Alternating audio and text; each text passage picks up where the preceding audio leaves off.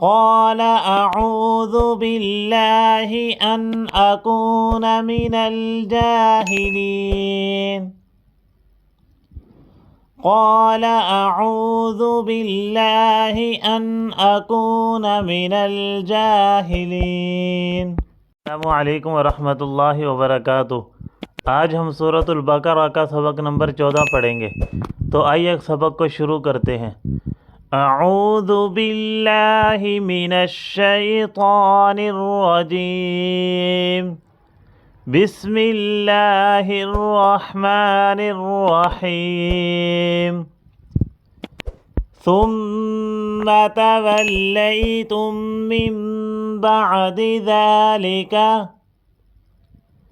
ثم توليتم من بعد ذلك فلولا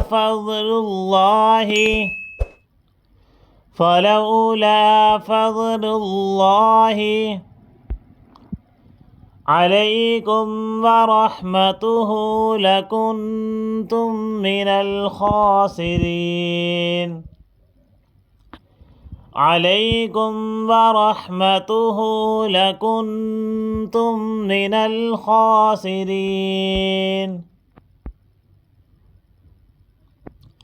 ولقد علمتم الذين اعتدوا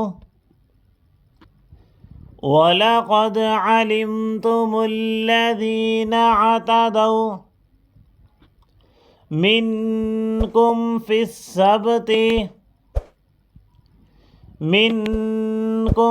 السبت فقلنا لهم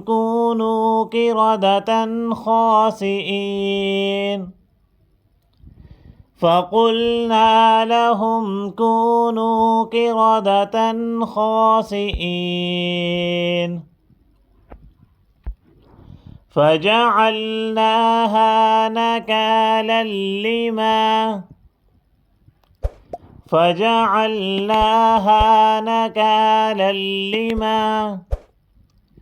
بين يديها وما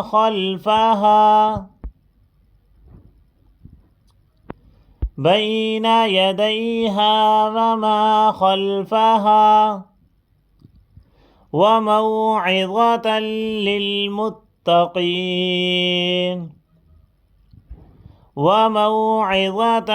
للمتقين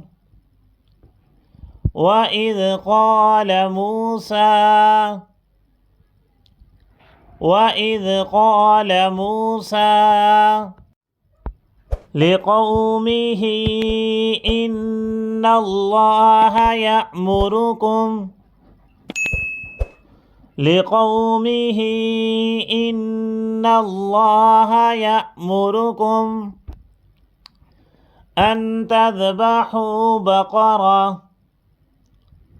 أن تذبحوا بقرة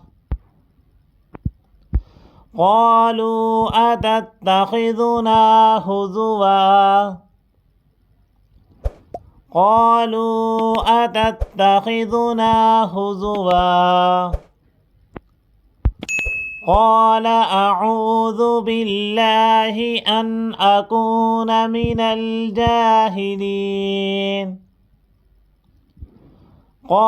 أعوذ بالله أن أكون من الجاهلين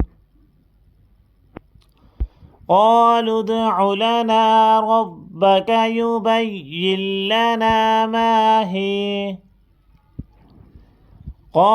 ادع لنا ربك يبين لنا ما هي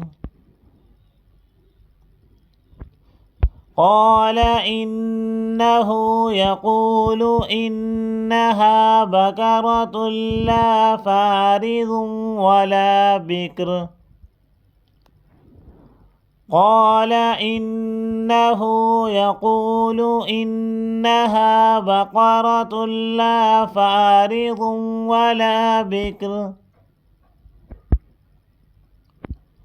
عوان بين ذلك عوان بين ذلك فافعلوا ما تؤمرون